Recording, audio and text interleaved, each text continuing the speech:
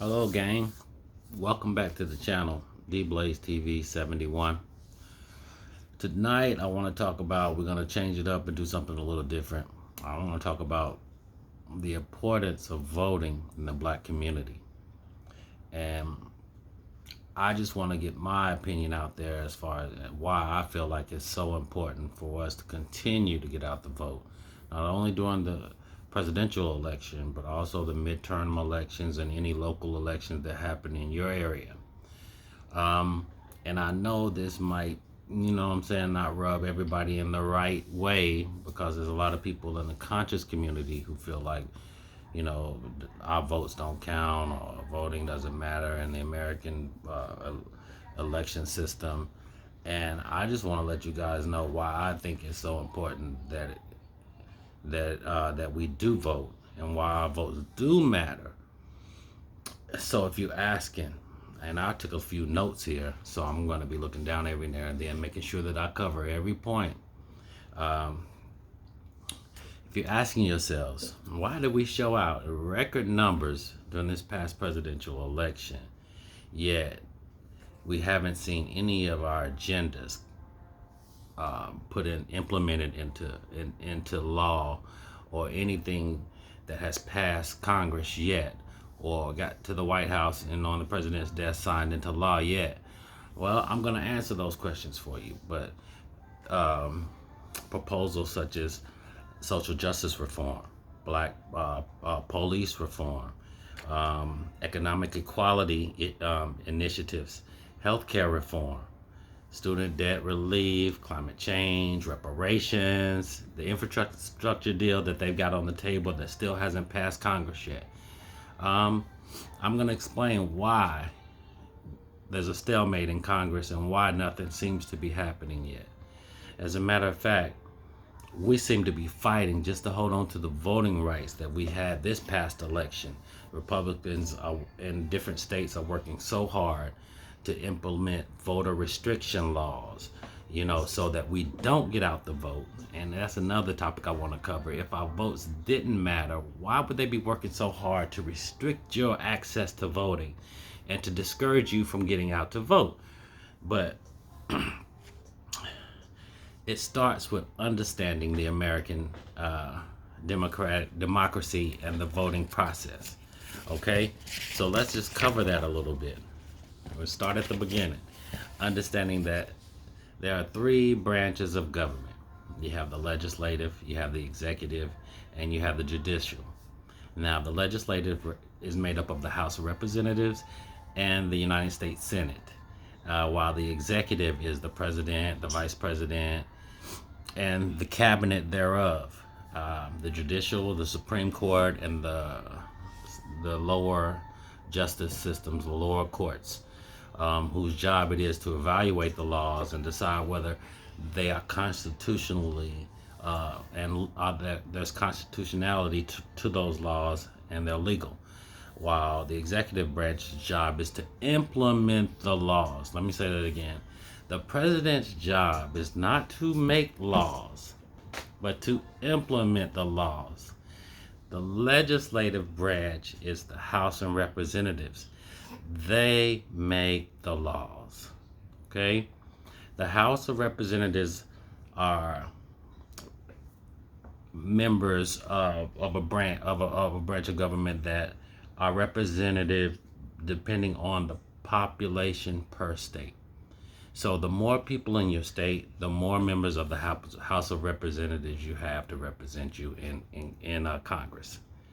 While the Senate is strictly 2 senators per state, making up 50 states, 100 senators. And that makes up your legislative branch. Okay?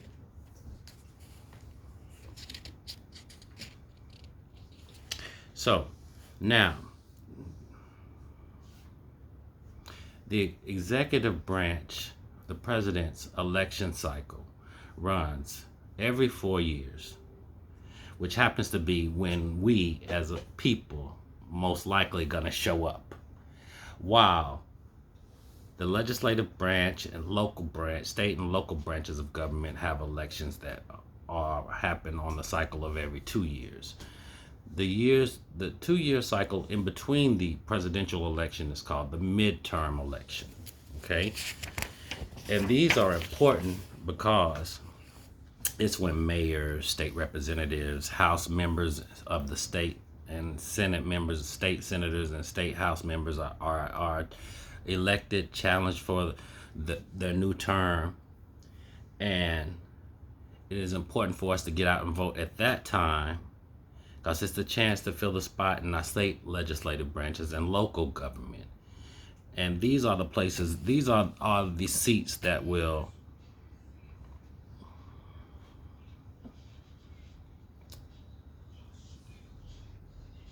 put in the voter restriction per state. They pass state laws, so they will force the voter ID.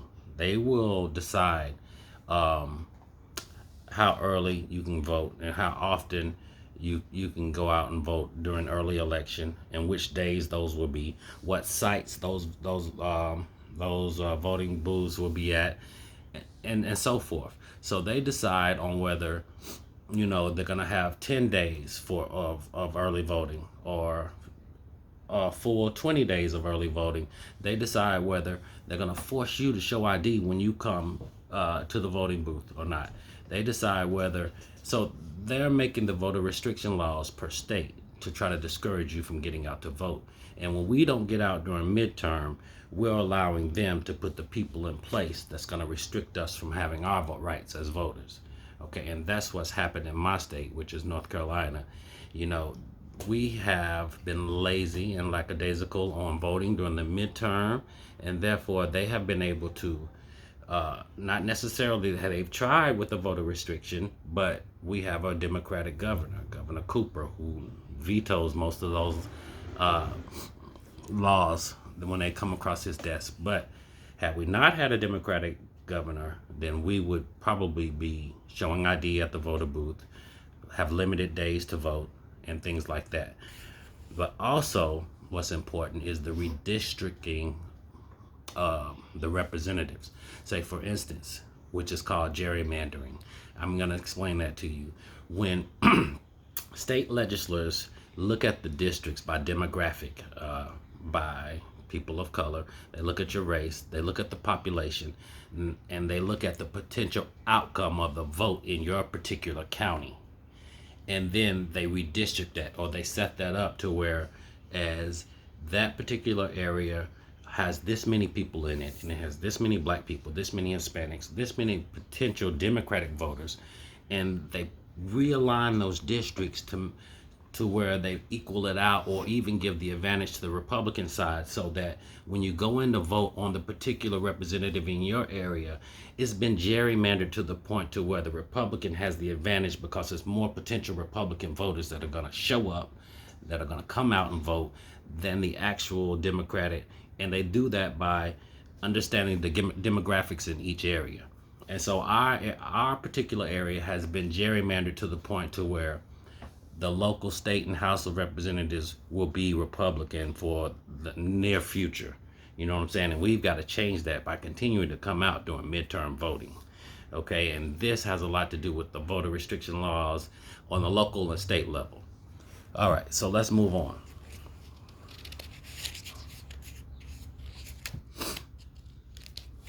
All right, we got to that point. So you understand that it's important to vote during the midterms for our local and state representatives in order to keep the playing field level. You know what I'm saying? Hopefully one day we can get the advantage of the majority back in the state and local house, so they can realign this district again to give us a fair play with our state and local representatives. But all of that is happening to discourage you to vote and to keep control, and that's what they want to do, stay in power. All right, so covered all of that. Now, so let's just get down to the real.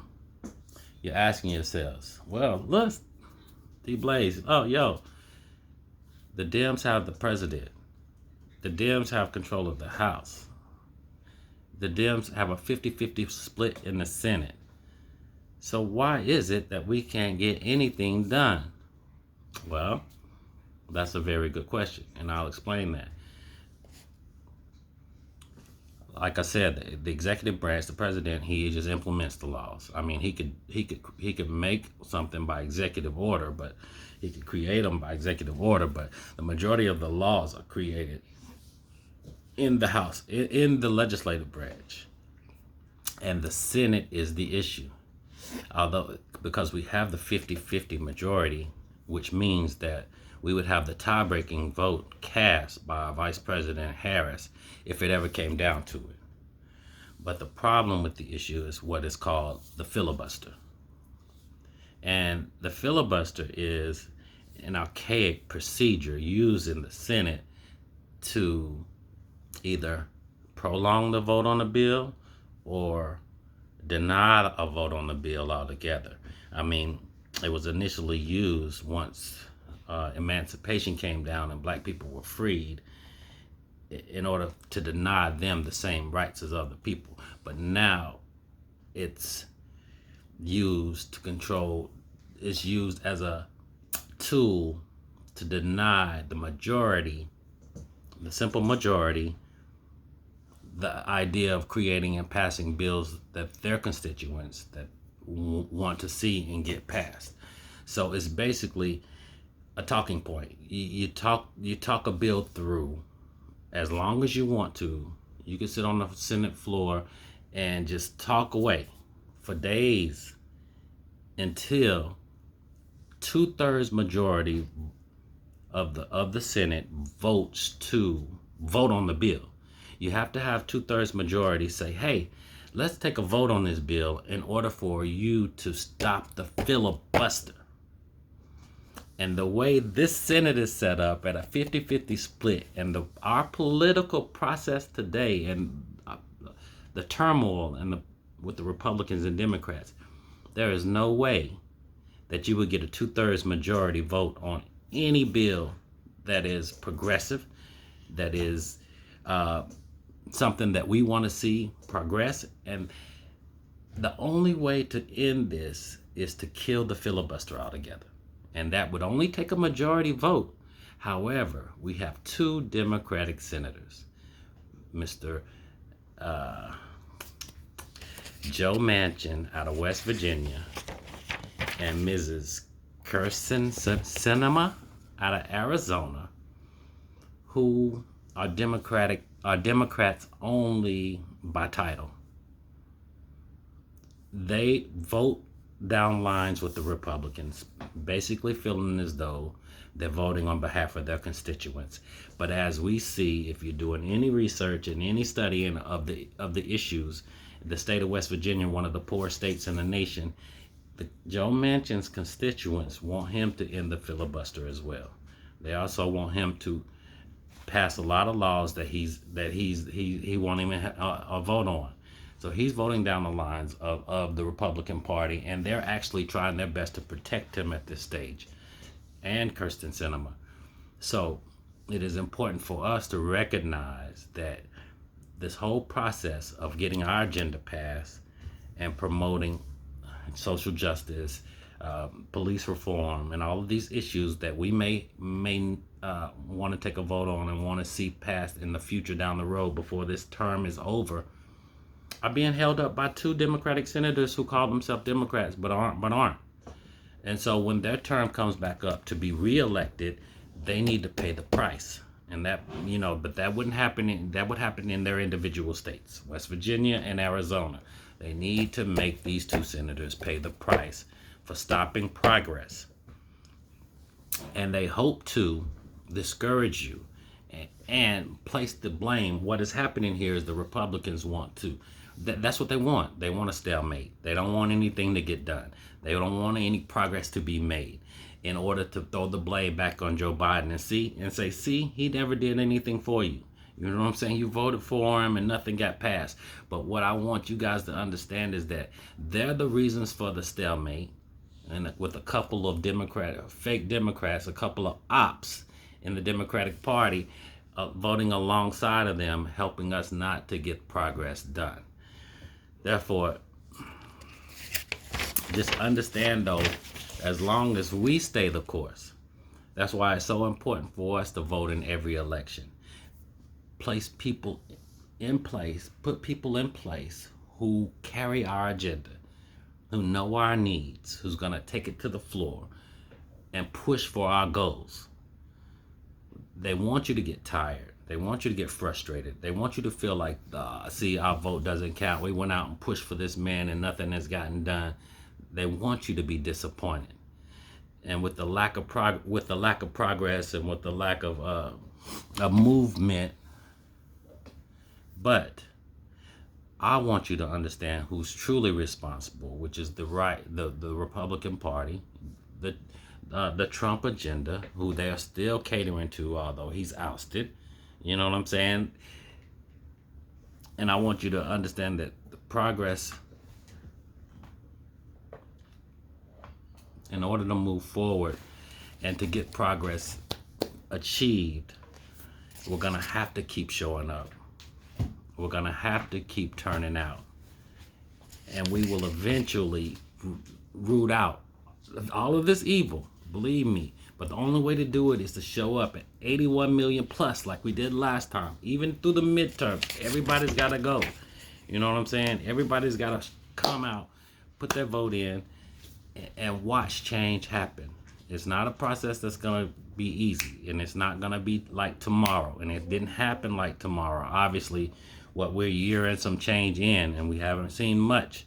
You know what I'm saying? Although, you know, as soon as he got in, we got that stimulus, that next stimulus check, and we're seeing a few things done. But Congress is really, you know what I'm saying, at a stalemate because of the Senate and the Republican side, with two Democrats holding out for change for us.